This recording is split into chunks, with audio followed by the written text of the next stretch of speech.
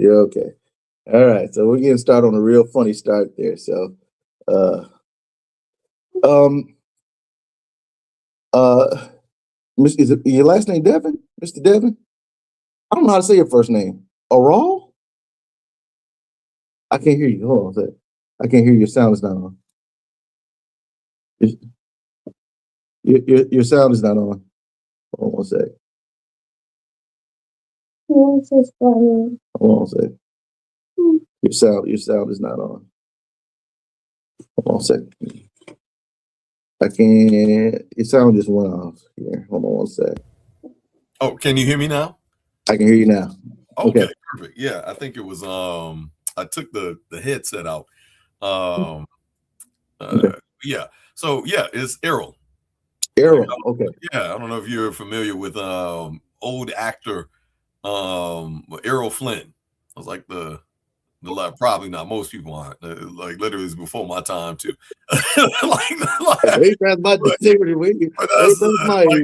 That's the last, like, I guess, popular Errol, you know what I mean? Like, just from a frame of reference, because he was an old actor from like the I want to say the 50s, 50s and 60s, Errol Flynn. Okay. So, just as, because some like older folks like, oh yeah, I remember Errol Flynn. So yeah, Errol. Errol's fun. Errol Devon. I met you initially when you were presenting online. You were talking about trusts, and I found you to be charismatic, and extremely knowledgeable, and just a bucket full of information with regards to your expertise. Just for a moment, can you just let the audience or whoever eventually looks at this know a little bit about yourself and what you do? Yeah, so I am a trust and estate professional, specialized in asset protection and tax beneficial structures, which is a bit of a mouthful, as well as a fiduciary. So, which essentially says I administer trust as well. So not just structure the trust, but I also administer in terms of like the reporting, filing, executing of the trust for clients. And difference, the distinction between the two things is that the fiduciary is the one that has that legal and financial obligation to follow the contract, which that's what trust is. At its core is simply a contract between two parties, normally the settlor of the trust and then the trustee. So as a fiduciary, I have the experience and knowledge to be able to administer the trust within kind of statutory treatment and interpretation, especially on the side of when it comes to the reporting requirements. So following Department of Treasury regulations, IRC or Internal Revenue Code. So because these things can get incredibly complex. Yeah, that's pretty much what that means in terms of just to keep it as simple as possible. Now, are you licensed across? Are you licensed across all states? I mean, are you able to provide the service across nationwide essentially? Yep, I am. Yep, we are as an organization as well. Okay, all right. So yeah, big crowd on the premise here, so it's gonna be a nice distraction point here. Yeah, it's okay. I get it. My little one is the exact same way. Yeah, we were just talking about that. Brothers in arms here. We both got sick kids at the house. The whole household being sick. So. Right with you. Got a house full too. Man. As soon as we wrap here, I got to jump right back into back into daddy duty. What you say? What you say? What you say you were doing? You said you was feeding one of them soup. Like, you gotta hurry up. Yeah, 13 minutes right before I joined here, because I looked over at the clock like, how much time we got? It is it's 2:47. It's like, all right, we gotta hurry this Yeah, and of course, she wants it fed a particular way, and she wants to. It's like, because it was some homemade ramen, and Okay. so she's like, well, I don't want the spoon, daddy. I want my chopsticks. I was like, listen, we do not have time. We don't have time. Okay. So, I can just imagine you just trying to get it done as soon as possible. right. That's what they want to be, the choosiest, the pickiest. And it's like, what is going to make me feel better? It's like, and it's like, All right. So go back to it. So you are nationwide. You do provide the service nationwide. I know at some point I plan on utilizing your service. We talked about it. We're going to get that set up. So I'm definitely locked and sold on what you do. And we could definitely go into conversation with regards to what a trust is and all that kind of stuff, because you say a lot of the stuff that I may even ask you about. You say very articulately and repetitively online. If people follow you on TikTok in particular, like you're live on TikTok quite a bit to talk about these things, and you give out a lot of great information with regards to giving people a strong educational understanding about what trusts are, and how to best utilize trust within the family system. Can you give me a basic rundown about what a trust is and why people should get trusts? Yeah, so I'll give a little bit of background that I think will feed into some of the context, because there's this concept of kind of talking your own book, right? And I was like, well, of course you think that folks should have trust because you're the trust professional, right? And so to preemptively kind of address that, because I do believe that every family should have not just kind of one type of trust, but specifically asset protection, and really because of what happened to one of my favorite uncles growing up. And although at the time none of us knew what was exactly happening, and I was only able to articulate that quite literally decades later, but man, an uncle of mine, that was my favorite uncle. He was the fun uncle. Let me do all the stuff that mom and dad was like, hey, you shouldn't be doing that. So he was the one that let me do the stuff. Right. Like let me kind of run around with him, and but he was but equally he was very hardworking, very dedicated, very like family oriented, like most of us, because we were pretty close knit family growing up. And kind of fast forward, because he worked for school system as janitor, and so he spent about like 15-20 years just kind of saving his money away, and was finally able to open his business, and it was a pretty unique business model. So he ended up buying brownstone here in New York, in Brooklyn, and ended up getting the brownstone and converting the basement. So a lot of folks, for viewers that are not in New York, a lot of brownstones tend to be converted as individual apartments sometimes. So like people will have the basement apartment as one unit, and then most brownstones will have at least like 3 floors, sometimes more, like 4 or 5 floors, where each floor will be either its own unit, or some people will even split the floors and have like 2 to 3 units per floor, depending on the size of that particular brownstone. And so he had a kind of similar vision, except he converted the basement as a library and barbershop.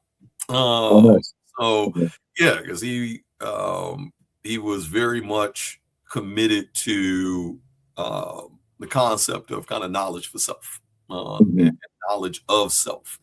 And he was a voracious reader. That was one of the things growing up. Like it was just mind blowing to me that that the concept of a library Like literally, it just blew my mind as a toddler. Like I still remember, like 5, 6 years old, walking into the library, and it's like, wait a minute, all this is free? Like anything you want to know, right? Like literally anything you want to know on planet. This is, I'm half a century, so this is before the internet, before, Right.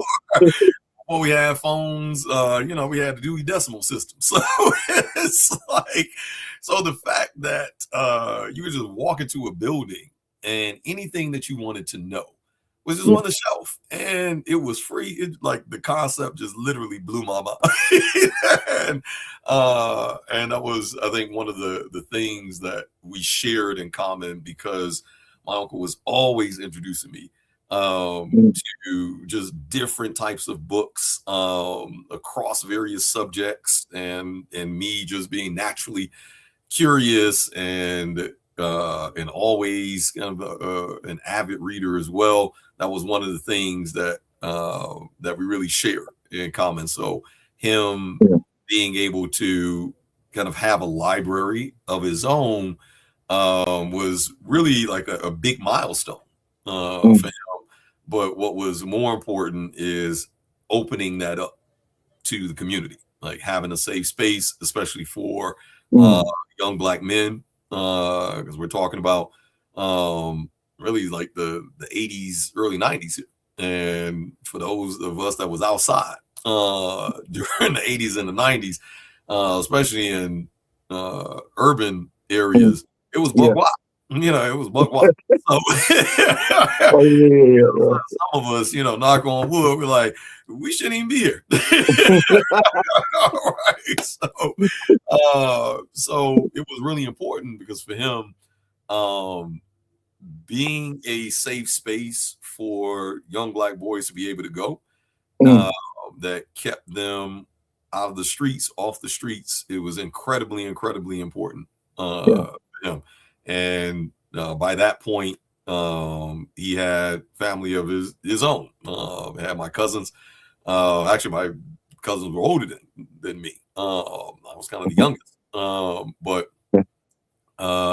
yeah, it was just incredibly important to him that he had this space. And I still remember when he first, because he did a lot of the construction for himself, because he also used to moonlight as almost as anything, as a construction worker, plumber.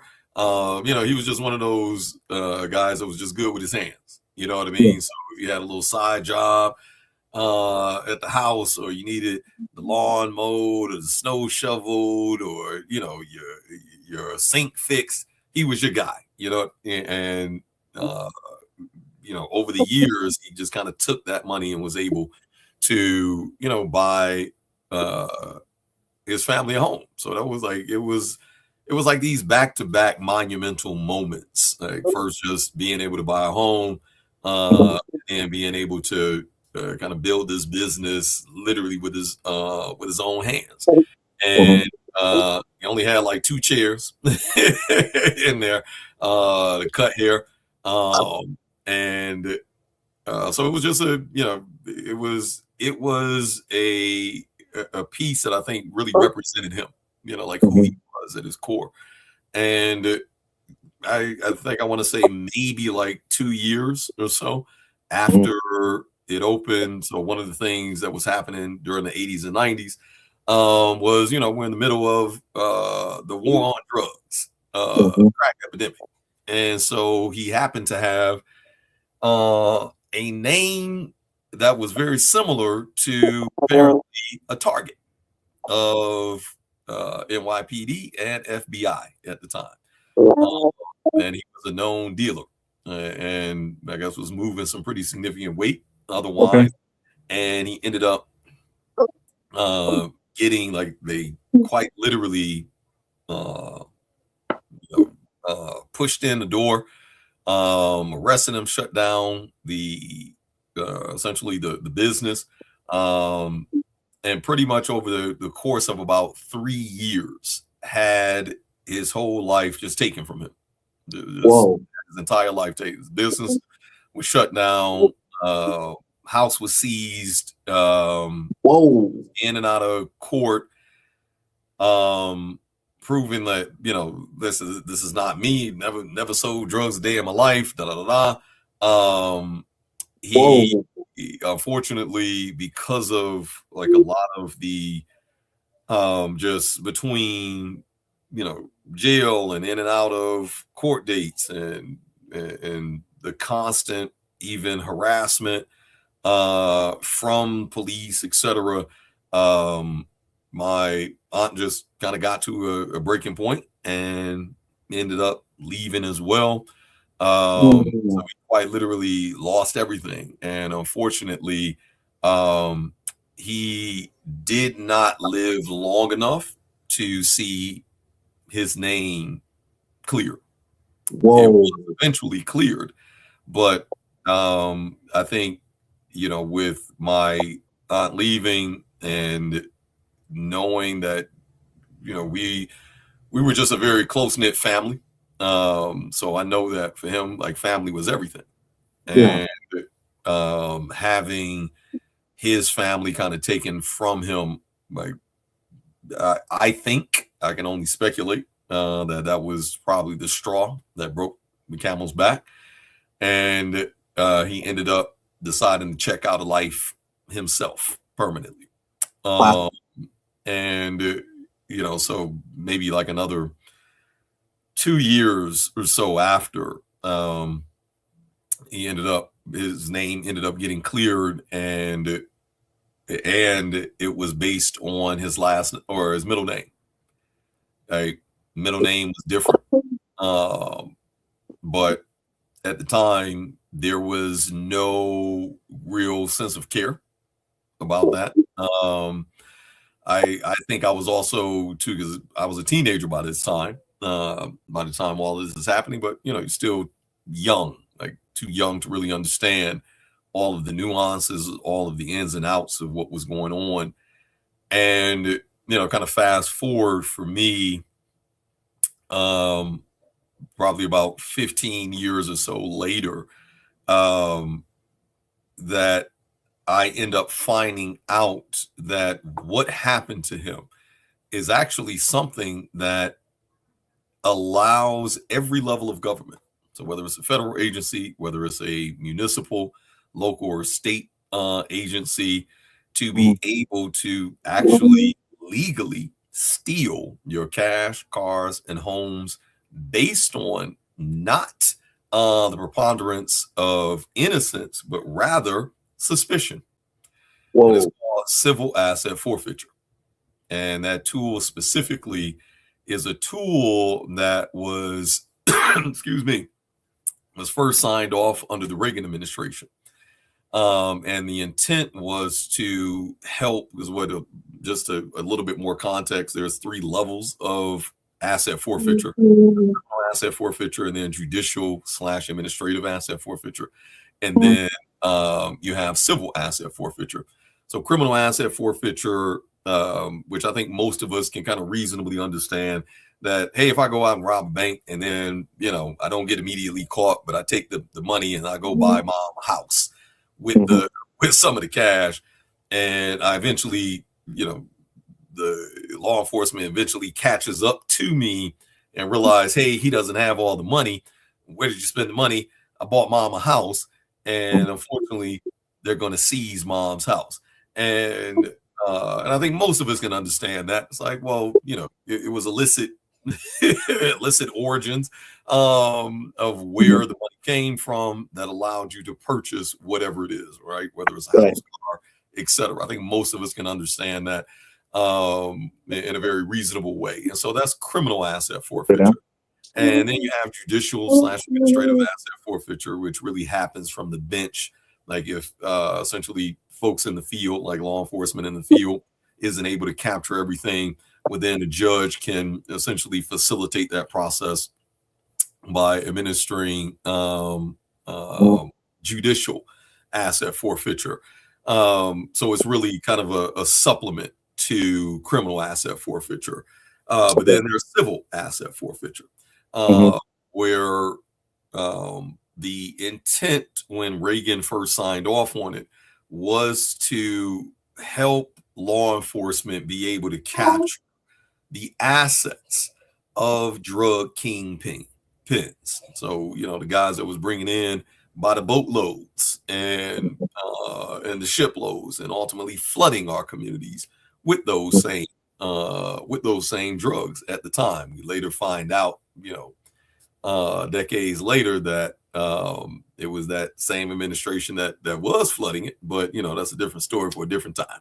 But the point is that was the intent of the tool, is to allow law enforcement to go after the assets. Now, the unique part about civil asset forfeiture is that it does not require a crime to be committed. It allows law enforcement to simply make a seizure based on belief. Nothing more, nothing less. They do not need a criminal conviction. They do not need so much as a supervisory chit to say, hey, we're going to come in and take whatever you own.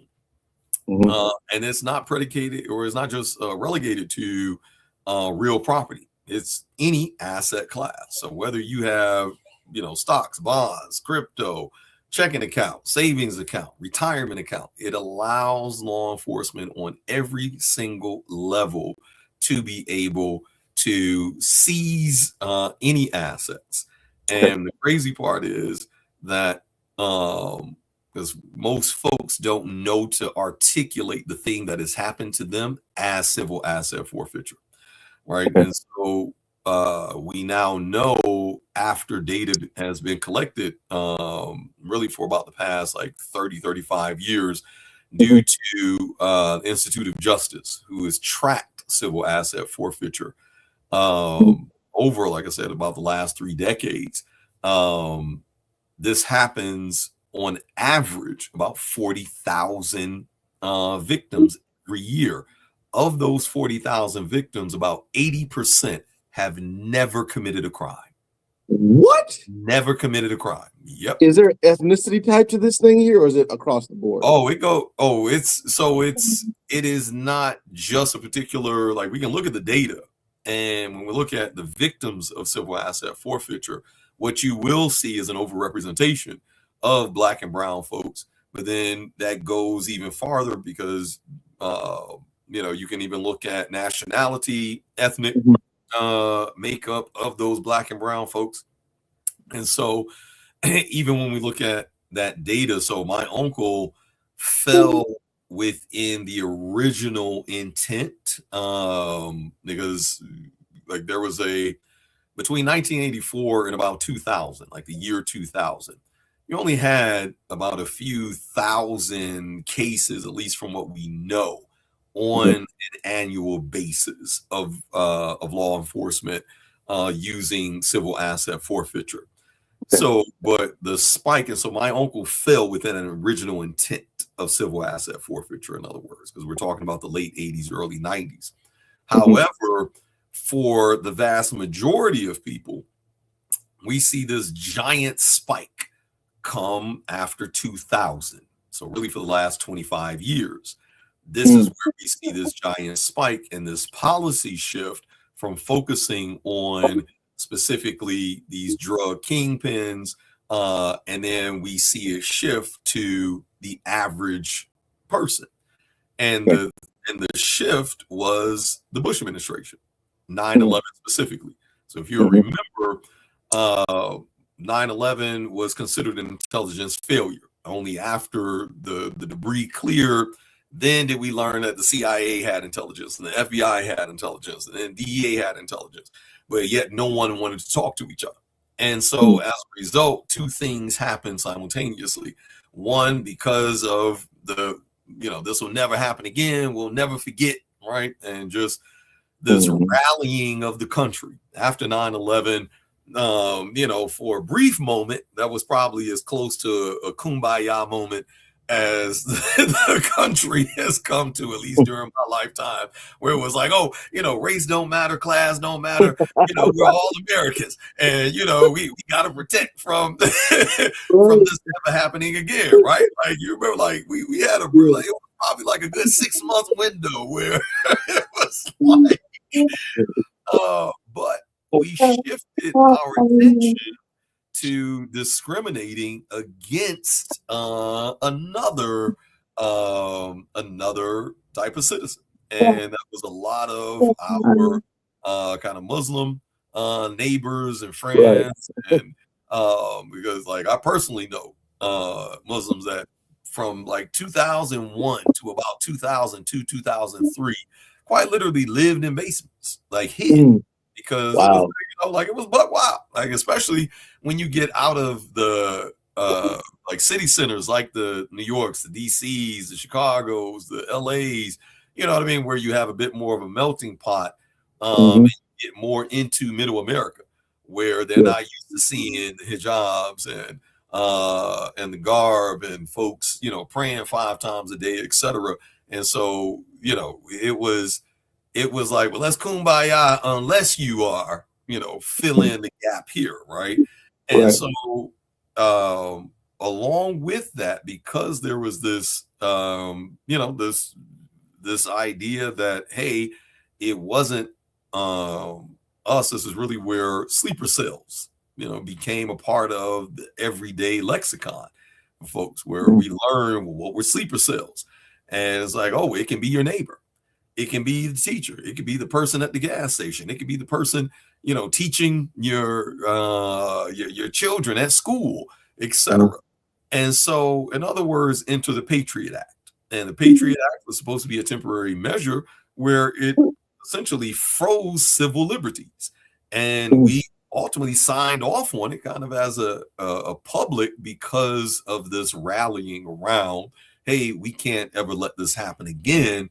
And when we look at who were the ones that committed this crime, it wasn't, this like drug kingpin. It wasn't some, well skilled, operated, maybe individual, right? It was the person that's sitting next to you on the plane that you would have no idea uh, is a terrorist, etc. You know what I mean? So, in other Mhm. words, the concept and the messaging that was pushed during 9/11 was that it could be anyone.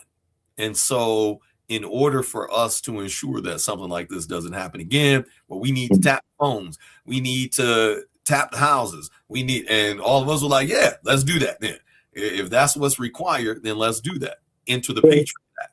So we circumvented civil liberties, and because any policy that is on the books, no administration has to adhere to the original intent nor application of said policy, right? Mhm. So, in other words, uh, while the Patriot Act was kind of front and center, Mhm. already had a tool that was on the books that allowed for the capture of cash, cars, homes, and anything else that law enforcement wanted to go after. And they don't need to go through the preponderance of innocence, meaning we don't have to go through a trial. We don't need a guilty conviction. We don't need a grand jury. We can Mhm. come right on in, kick you out of your home. We can seize your home. We can freeze the accounts, etc. Mhm. And because we are law enforcement, there's a mandate for those institutions to also comply, like the So, banks, like financial institutions. And so that's where we see this giant spike from like a few thousand from 84 to like, the late 90s. And yeah. then 2001 happens and we see this jump from like a few thousand to literally tens of thousands of people having their assets captured, and 80% of the people whose assets that they have taken have never Let, even committed a crime. let me ask you a question. Did your brother and your family ever get compensated for them having the wrong person? Absolutely not. What? Absolutely not. Nope. Nope. And the reason being, just like most, in fact, I challenge every time I talk about this on one of my master classes or my lives, I challenge the audience, and I'll do the same, here whenever this airs. But I challenge the audience to you use your $20 a month BFFs, as I call it. All your Grok, your Llamas, your Chat GPTs, your Perplexities, Google. In other words, I challenge anyone to find me one, just one, just find me a single victim of civil asset forfeiture where in which they were able to recoup 100% of what was taken from them. Just one. I have yet to fight. Like, I can tell you, after 2 decades of doing, I don't know a single case. I have yet for someone to say, oh, yeah, here's an example of this. And the reason being, because here's where it gets, like, the details matter. And I'll use a real use case. So from 2002 to about 2015, city of Philly. So you notice I said 2002.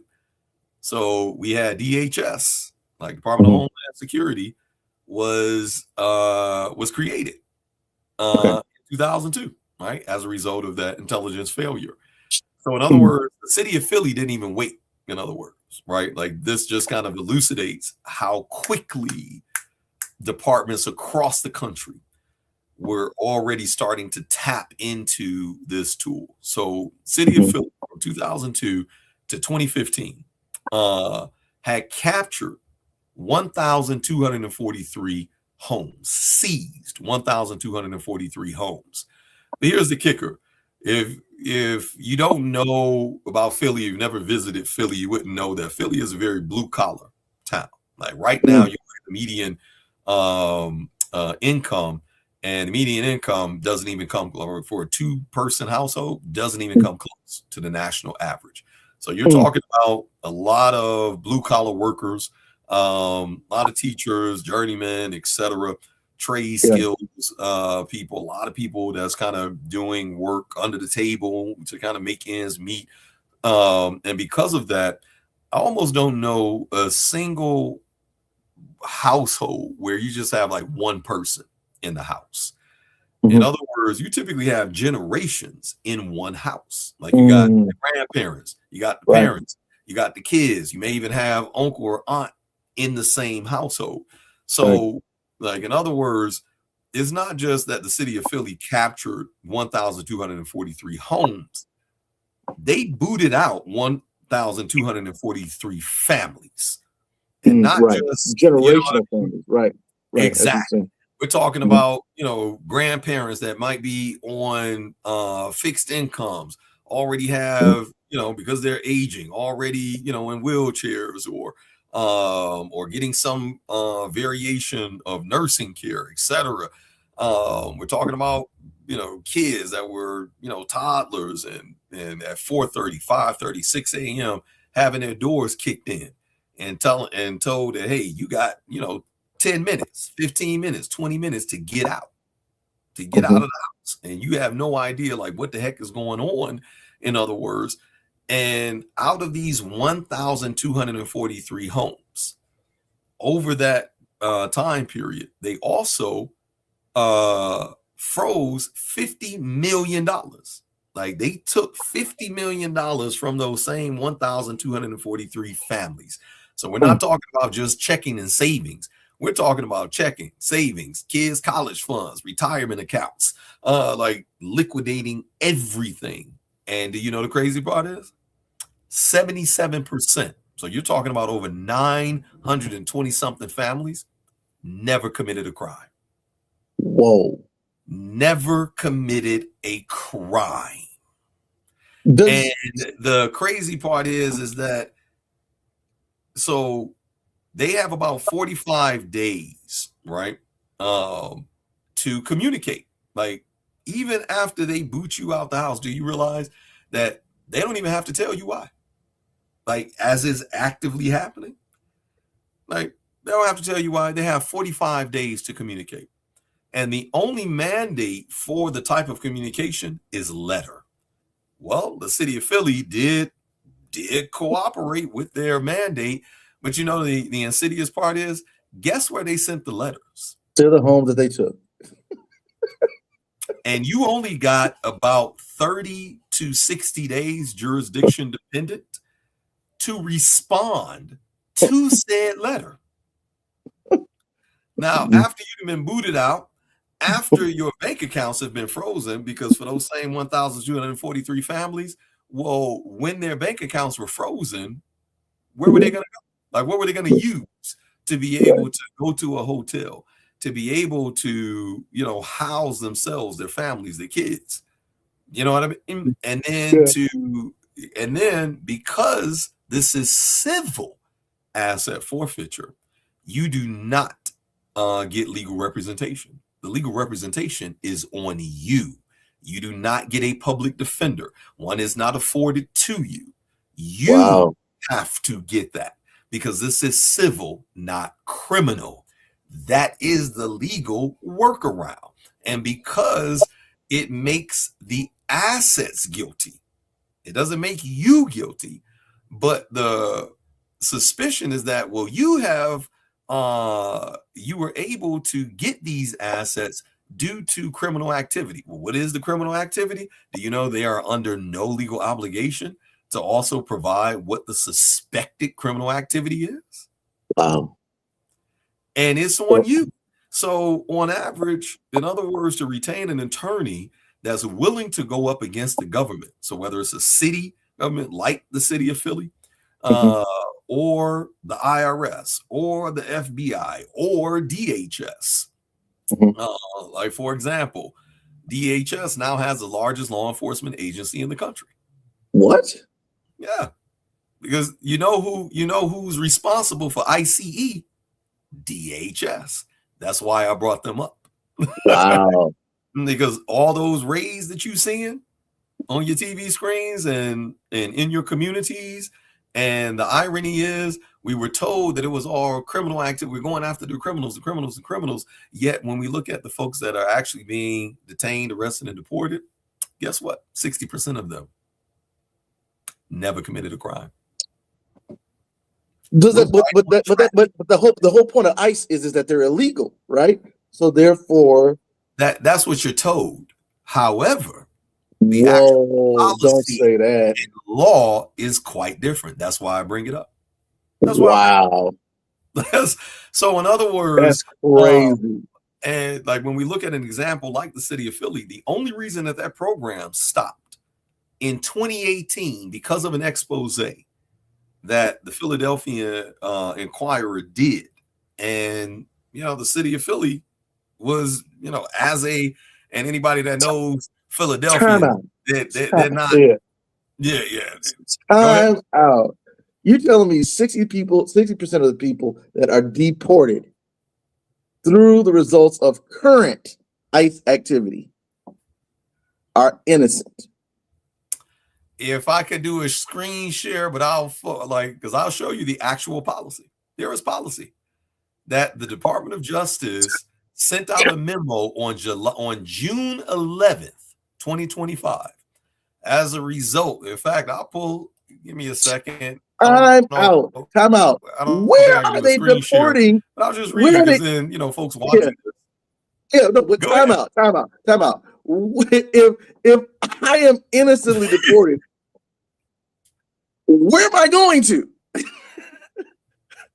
If the United States is my home and I'm innocently deported. No, this can't be happening. It's almost for anyone watching. Oh shoot, it's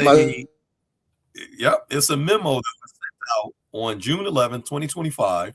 Brett Shamonte, which is the Assistant Attorney General. This is Department of Justice Civil Division, Office of the Assistant Attorney General. It went out to all Civil Division employees. I'm like reading it on my actual screen. The subject is Civil Division Enforcement Priorities. And the very first paragraph of that is, President Trump and Attorney General Bondi have directed the Civil Division to use its enforcement authorities. Well, what's an enforcement authority?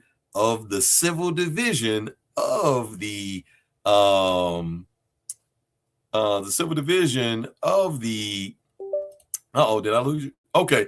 The Civil Division of the Department of Justice is civil asset forfeiture. So, in other words, let me just pull this back up. This memorandum describes those policy objectives and directs civil division attorneys to prioritize investigations and enforcement actions advancing these priorities. And so folks that will eventually watch this, they can, look at that memo, in other words, for themselves. Don't take my word for it. They can read that memo themselves, and they will see that particularly in priority number 5, which is prioritizing denaturalization, allows the Department of Justice as well as ICE to be able to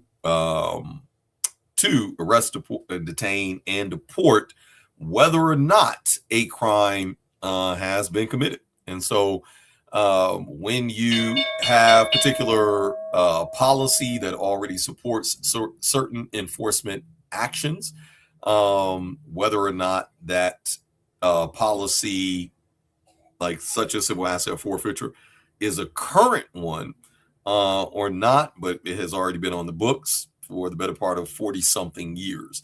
And so that allows them to continue those enforcement actions, and backed by current application of policy, hence the civil division memo that went out to the civil division that I just read. So hopefully all of that makes sense.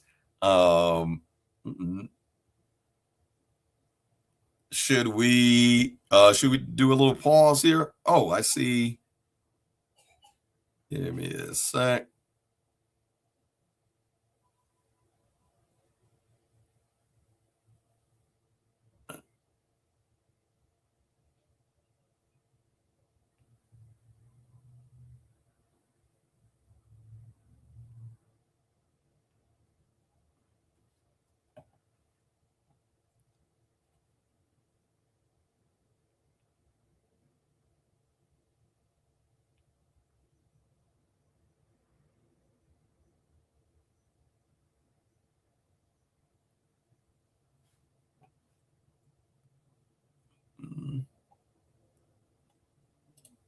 So it looks like we're gonna wait for Larry to come back on, join us.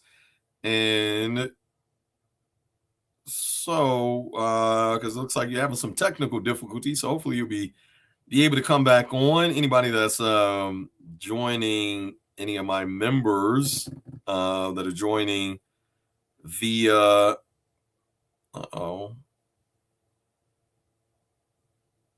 my live as well.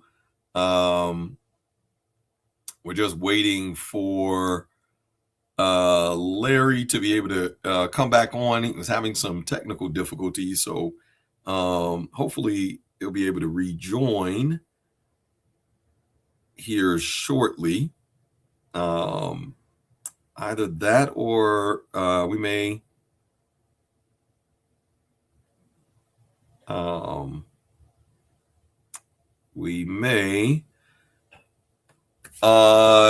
reschedule. We may reschedule and try to do it again a little bit later.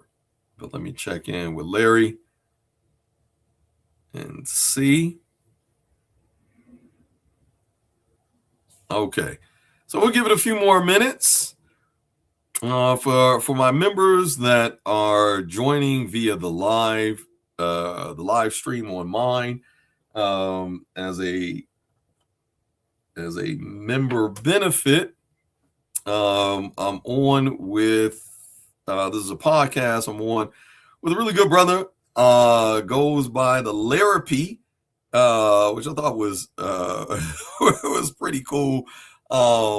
The name of his podcast, he's Larry Jackson is his name. He's a licensed therapist, focused and a Christian-based licensed therapist as well, and goes by LARRAPY podcast, which we met during one of my lives. I noticed that he had came into a couple of lives and decided to check him out, and saw some of the good work he was doing. And I know at the time, I don't know if he still does them, but at the time he was doing I believe 4 a.m. or 5 a.m. Bible studies and therapy sessions for, I think, anyone that wanted to join. And I thought, just I really admired his dedication, because that can't be easy to, open up a screen at 4 a.m. in the morning and really kind of start talking about being vulnerable and digging into this idea of self, etc. So anytime that I would see him at that point, I would let folks know to definitely follow him, especially if faith, because for some people, finding a faith-based therapist, I know, can be incredibly important.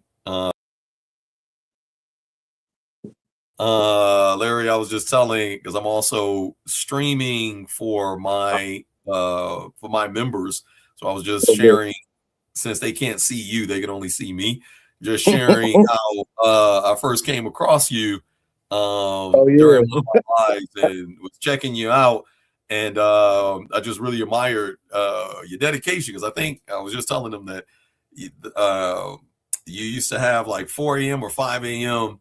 like Bible study and prayer sessions. And so anytime that I saw you afterwards, I would always tell folks, like, listen, because a lot of people, that it is important to find not just a therapist, but a faith-based therapist, someone that can respect their faith, and the intersection of receiving kind of mental health support, but with their faith in mind, right? And I think for a lot of people, that is incredibly important. So it was just kind of sharing with them how I first came across you. So anytime, and I think, like, I'm sure some people probably thought, like, he must be paying this guy to say this or something, because every time that I would see you come in, I'm like, hey, y'all make sure y'all follow good brother LARRAPY. And even you had no idea, like, that I was going to say that. Right. I was like, all right, Lord. Right. Like, but no, when I come across, because I'm just that's just me. When I come across people that I think are providing like real value in real ways, like I'm not going to gatekeep. I'm going to let folks know, hey, make sure you check this person out.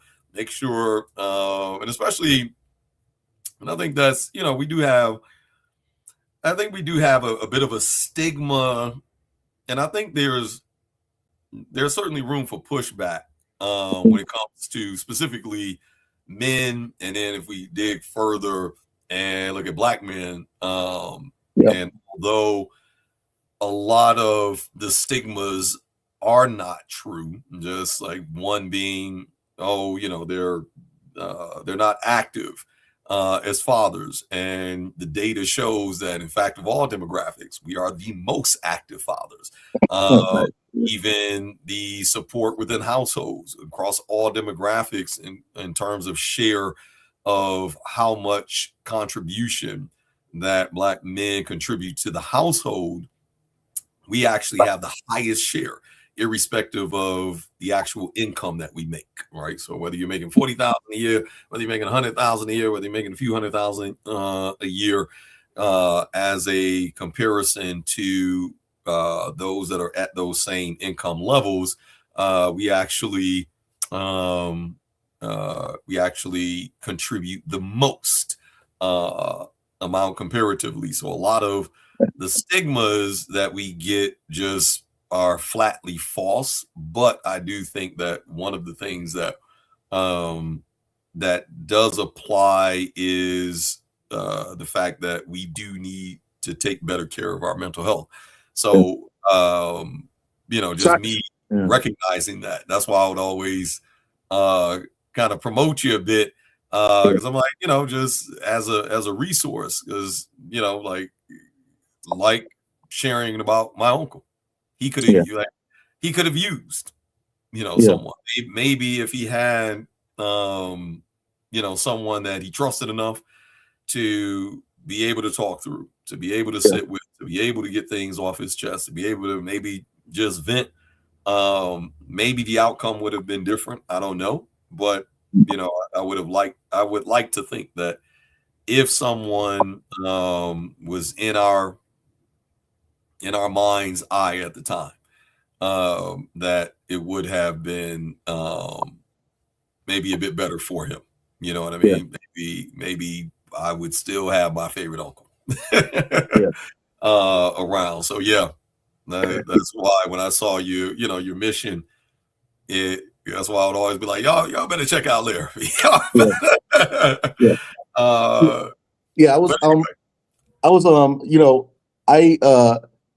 First of all, it's I'm blessed that I could operate just like you are within what you do, be able to operate in your passion and be able to go hard to the nails on trying to promote your passion, and it is a good work that we do in the community, and likewise to you. I mean, that my attraction to you was definitely, I was like, he's out here putting great content, and he definitely has a heart for making sure people are educated about trust. And trust are, I'm 100% locked and sold on trust and it being extremely important for not just for my family system, but for anybody around me, particularly in the Black diaspora.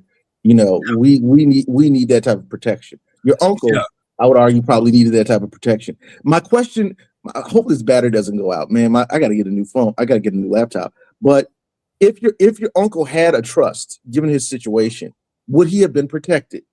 No. So they could have seized it, right? Still. Yeah. So depending on how it's structured, the thing that I always say, because we are kind of riding this wave of financial literacy, which I think is great.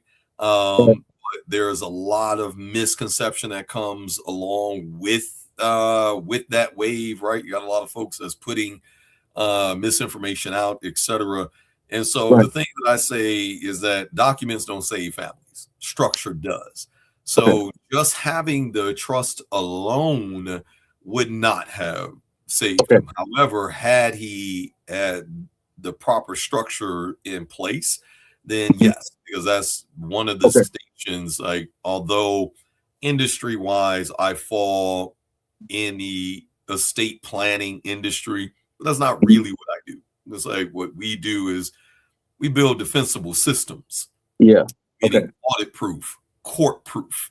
And that's very different than just handing you some documents, like some pieces of paper. Because when those doors were kicked in, there ain't no amount of pieces of paper. Well, here's my piece of paper that says you can't, like,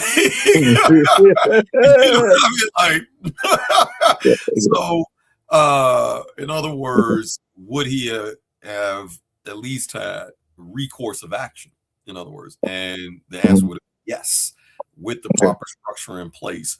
So it's not enough just to have some variation of irrevocable trust, which is the only type of trust that provides asset protection.